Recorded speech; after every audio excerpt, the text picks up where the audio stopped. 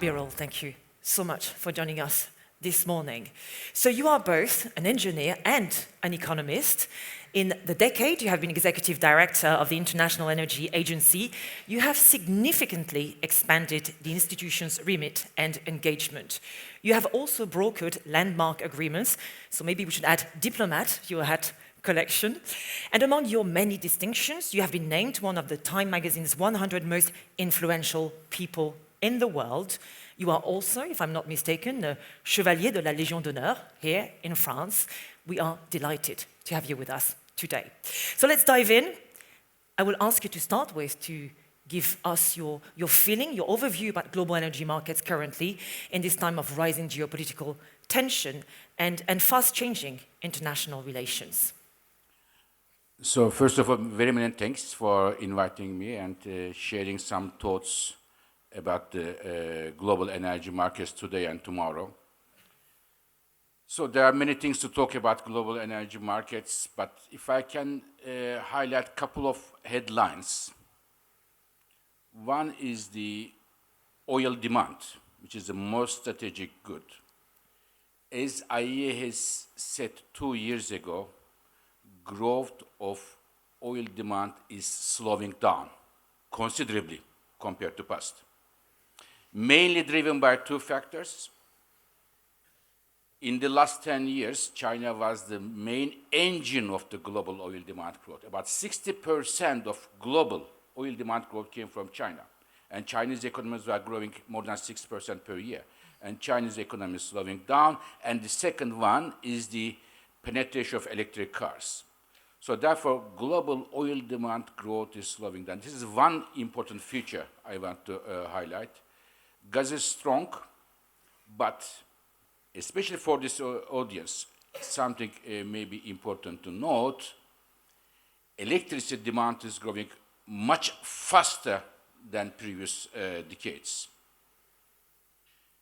I said again a year ago, we are entering the age of electricity.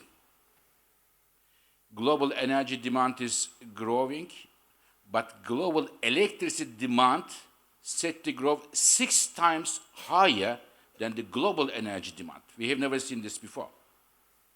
In addition to the usual drivers of electricity demand growth, there are 3 major new drivers, and you mentioned one of them, in fact. First, if we make a survey here, I think nobody would pick it. What is the main driver of the global electricity consumption growth in the world? It is the increasing usage of air conditioners. This is number one. It's a big thing. In the US or in Japan or in Canada, 90% of the households have an air conditioner. In Nigeria, 5%, Indonesia, 18%, India, 20%. With the increasing income levels and the increasing temperatures, people buy air conditioners. This is number one. Number two, the electric cars penetration, very strongly coming, we like it or not. And third one is the artificial intelligence emerges as a major energy-hungry sector. So these 3 of them together brings us to the age of electricity. We will still use oil and gas, but electricity is growing very strongly. Thank you so much. So that's for the overall, the broader trends in terms of supply and demand. I mentioned in my question the impact of geopolitics as well, especially with the recent events between Iran and Israel. What impact will this conflict have on energy prices, according to you? Yeah. So first of all, I should say, I am following the energy markets for some time, and energy and geopolitics were interwoven all the time. But in the last 2-3 years, it is extreme level. Russia, Ukraine, again, what's happening in Middle East, trade issues, energy is always there. And as an energy person, this is not something that I would like to see, but this is the realities of life. So with the Iran-Israel conflict, I said from the beginning, it happened at a time that we have as we have forecasted beginning of the year, we have a lot of oil in the market. Oil demand is weak, but lots of production is coming from US, Canada, Brazil, Guyana, and elsewhere. So we have a lot of surplus. So this conflict reached a height at a time when there was a lot of oil in the market. And as a result, we see today still $65 oil prices. So can you believe it that countries are bombing each other in Middle East and we have $65? So this is the new reality. A lot of oil in the market in terms of supply and more to come, and the demand is getting weaker and weaker. So you have alluded to this mega trend across the energy sector, and of course the transition. Critical minerals are essential to this transition, and the supply chain behind these minerals is increasingly a topic of discussion. So how critical exactly are the minerals to this transition, Dr. Birol? So energy security has been, is, and I believe will be an important topic. It is one of the key topics for the International Energy Agency. But energy security is changing its definition. Oil and gas, still important, but I believe tomorrow's the most important energy security issue will be the critical minerals. So critical minerals, of course, they are not only used in the energy sector. They are used in AI, they are used in defense, the manufacturing sector. And here, my worry is twofold.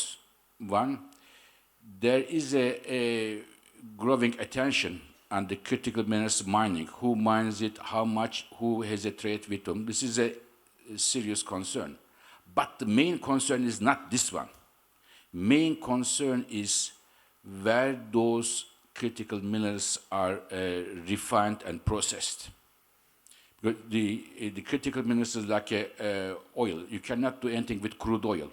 If you don't refine it, if you don't make it a gasoline or diesel or LPG or jet fuel, you cannot do anything with crude oil. Critical minerals is like that. You have to refine it. Now, where is the problem? The problem is the following. When you look at the top strategic 20 key critical minerals, 19 of them, refining and processing is made in one single country. And the share of this country is more than 70%. So, and some of these critical minerals have export restrictions. They may have export restrictions in the future. So this is I think, a major worry, and I believe, I know there are colleagues here who deals with markets all the time, but I believe the situation we are in now in terms of critical minerals and the ownership, the dominant role of one single country, in my view, we cannot solve this problem with the market instruments alone. There should be some government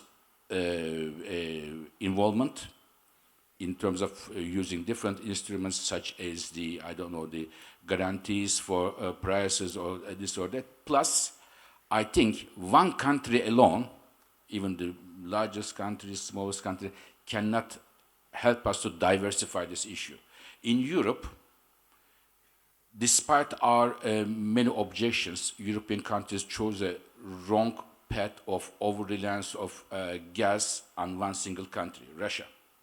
And we are paying the cost of it in terms of competitiveness, in terms of other things.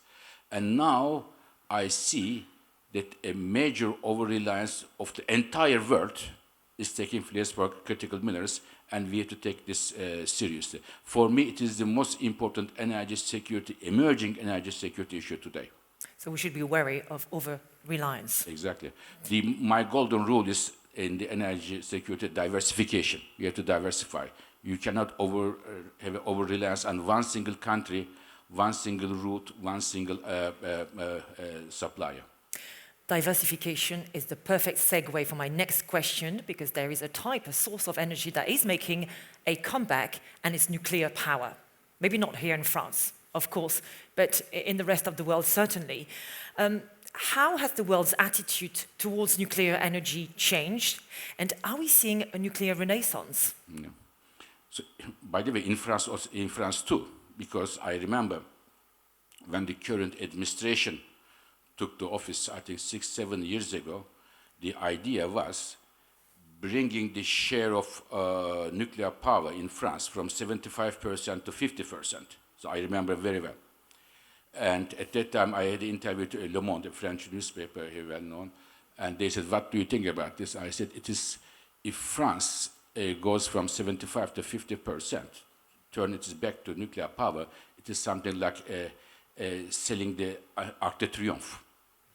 Because it's a national That's a asset great for metaphor, France. mind you, It's yeah. a national asset for France. And in my view, one of the problems we are facing in Europe today, in terms of competitiveness, energy security, is Europe turned its back to nuclear power. In 1990s, about 1/3 of the total electricity generation in Europe was nuclear power, 1/3. And now in 2-3 years of time, it is coming down to 15%.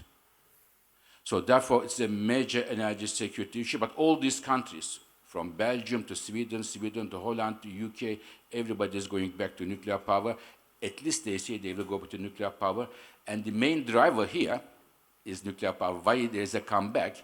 It is because of Russia.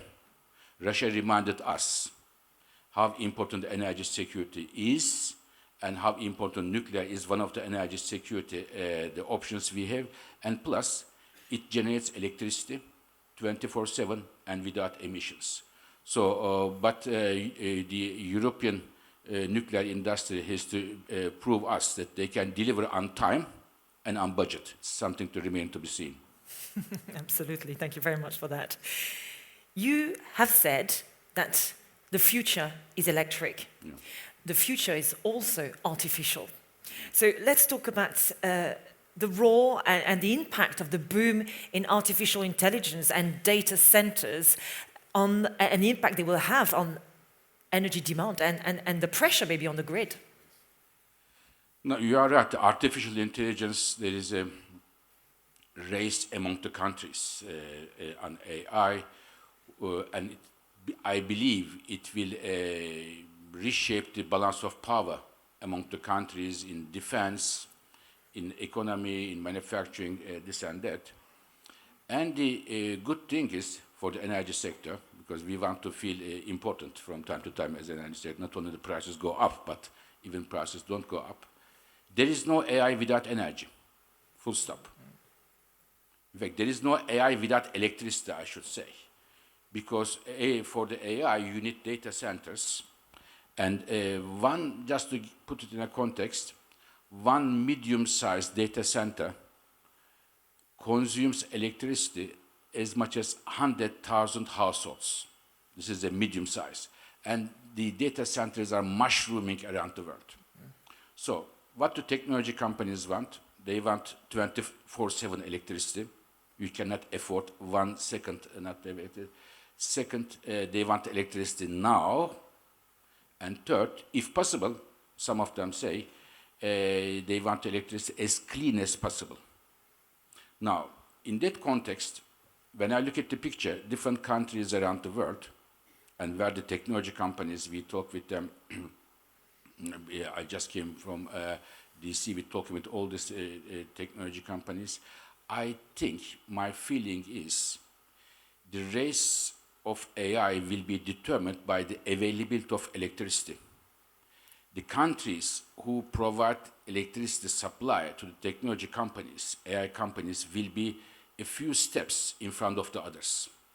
And if we aren't able to provide the electricity, AI companies will be waiting for that. In that case, so I wanted to hear, in fact, underline the President Macron only last year organized a major AI summit here in Paris and put the France in the map there.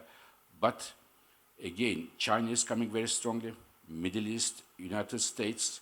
So in my view, as much as the technological advancement of the AI, and people talk about now ASI, the artificial superintelligence, as much as the technological development there, the availability of electricity for the data centers will be a crucial issue to determine who is a winner. Because you build a data center in about 2 years, but in Europe, if you want to get connected to the grid, you need 6-7 years. There's a big, time gap between how much you need electricity they need now and when you can bring the electricity. If you have electricity already available, then you will be a few steps in front of the other countries, and you'll be more advantageous position with the other countries. That's a very interesting thought, actually, and I want to let it sink in a little bit, and how countries can have first mover advantage if they make sure they have the right energy and electricity China supply has a big there. advantage here, I can tell you, because China, in terms of the electricity age, we talked about a few minutes ago, China is in front of everybody in terms of the grids, large manufacturing base in terms of building the turbines, in terms of building the transformators and everything. And in Europe today, if you want to we decide today we buy a gas turbine, you have to wait until 2030. There's a waiting list. So it's not different for the United States. If you want to go in front of the others, you have to pay extra money to the manufacturers. So there is a important race there in AI, as many of us know, but this will be determined, in my view, the availability of electricity, ready now and how much. That's an interesting thought for investors here. One more question about AI and energy, because there's a paradox here there again. There are often paradoxes in energy, and it's the fact that we are also told that it will generate a lot of efficiencies, that AI could make the grid a lot more efficient. Could you expand on that a little bit? Now, the energy industry was caught by surprise by the AI's emergence. There's a huge growth of electricity coming there. I'll give you one example. In the last 15 years, electricity consumption in Europe, in US, in Japan was either flat or declining. With the AI, it is now increasing. So energy industry is on one hand trying to meet the demand from the technology companies, and it is now seen a bit of a troublemaker, AI. But on the other hand, AI, as you mentioned, can help the energy sector. One of the biggest troubles we have in the energy sector is the optimization of the grids, because we have a lot of electric grids, and when they are used, how much they are used, which capacity for which country, for which plant, it can help AI to optimize it, to increase the efficiency of the grids and productivity. Also, AI will have many other things. For example, we will have a lot of, and we are having a lot of renewables, solar and wind. And this would mean that with AI we can have better weather forecast. And this can help to use the solar and wind in the maximum efficiency, and to make sure that we have a secure electricity supply. So AI will help us a lot. Also, it will enhance the technological innovation in battery chemistry and so on. So there will be troublemaking, need a lot of electricity, but also will help the energy sector in different fronts. Thank you very much for that. Of course, we'll discuss AI, innovation and technology during a roundtable later today with Benjamin Lucas. We're running out of time, which is a shame because I have so many more questions for you, but two more maybe before we let you go. And one is about the fact that the energy transition calls for massive financing, of course. And you recently issued a report on global energy investment. Can you share the key findings with us very briefly? So there are many findings. Maybe I can say the following. This is the 10th anniversary of Paris Agreement. I think it's a very important one. It is, in fact, it is going a bit unnoticed because there are so many things that are happening in the world. But every year, since 10 years, we measure the budget of the entire energy sector. How large is the budget going for oil, gas, renewables, nuclear power, everything, we look at it. When we had Paris Agreement, 2015, 10 years ago, the total budget of the energy sector was $2 trillion. 2 trillion. 1 trillion went for fossil fuels, 1 trillion for clean energy. So it is 10 years ago. Now, come back to today, after 10 years, the total budget is slightly more than 3 trillion total budget, and the fossil fuel investments are still 1 trillion, and clean energy investments are more than 2 trillion. So clean energy investments more than doubled in the last 10 years, whereas fossil fuel investments remain the same. I think this is in my view, this is one of the benefits of Paris Agreement. Having said that, the problem, there is always a problem, as you mentioned, there are always paradoxes in the energy sector, is the following. Of this $2 trillion of investment on clean energy, the 85% of this 2 trillion is happening in the Western countries and China. Only 15% is flowing in the emerging and developing countries, which makes 2/3 of the global population. So this is the fault line for me, the clean energy transition. How we are, if we want to do so, going to increase the investment in the emerging and developing countries where we have a huge potential, especially for the power sector. That was actually my next question, in fact, to address the energy quadrilemma, of course, access to clean energy, access quickly, and fair access to it, of course, a fair transition as well. But can you tell us a bit more about the implications of this increasing need for access to energy across the globe, and what mechanisms could be put in place to ensure that, well, capital flows go to the right places? So I think there are, and when we say energy access, we have two problems basically. One is the access to electricity. This is, I think many of us know, but there is the other one which is not very well known, and in my view, this is the most important one. In many countries, especially in Africa, people prepare their meals by using open fire, wood, agricultural waste, which is a major problem for especially women who prepare the meal for the respiratory disease, and it's one of the two reasons for premature death in Africa. 500,000 women die prematurely because of using the open fire cooking. But going to the access issue, this is an incredible issue. Now, I give you one, I know we don't have time, I give you one statistics. We'll make time for you, Dr. Birol. Oh, thank you very much. I give you one, it really bothers me a lot, this number I'm going to give you. Now, we all know how important electricity is. And in Spain and Portugal, a few hours we lost electricity. Everybody was in trouble, and even in Cannes, there was a problem, south of France. It was a major problem. Can you believe it? In sub-Saharan Africa, 1 out of 2 persons, they never have electricity. It changed everything. Now, this is one, but this is not the most troubling thing. I put in a context. The solar today in the world is the cheapest form of electricity generation. Okay, because it's very cheap, panels is very cheap, you don't pay anything to get sun. And Africa has 60% of global solar radiation. Yet the amount of solar we generate, solar electricity we generate in entire sub-Saharan Africa, think about it, entire sub-Saharan Africa solar electricity generation is less than solar electricity generation in Belgium. Think about the map. The sub-Saharan, I don't know if there are any Belgium colleagues, I love Belgium, but it is compared to sub-Saharan Africa. We have a few Belgians in the audience, I met some of them last night. Belgium, wonderful country. Just put in a context, just wanted to put in a context. Can you believe this?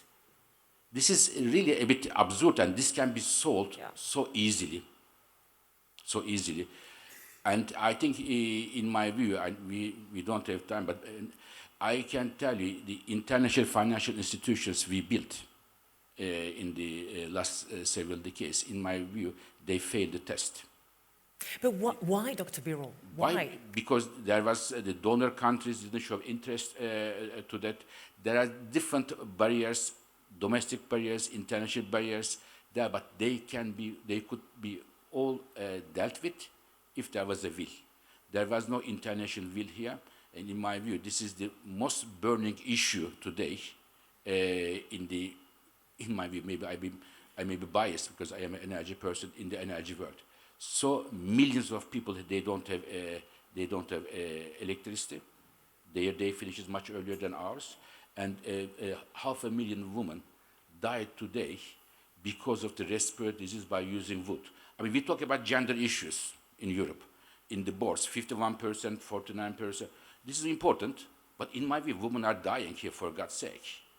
And this is we check this, to solve this problem, you need $2 billion per year. What is $2 billion to solve this big problem? So this is another, maybe a bit humanitarian aspect, but I think it's an important issue as well, which is a part of the energy question. Well, thank you so much for reminding us that access to energy and clean energy is not just a matter of economic empowerment, of sovereignty, resilience, security, but also a tool for social justice.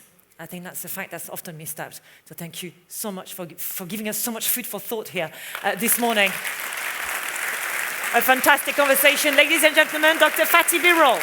Thank you so much, Dr. Birol.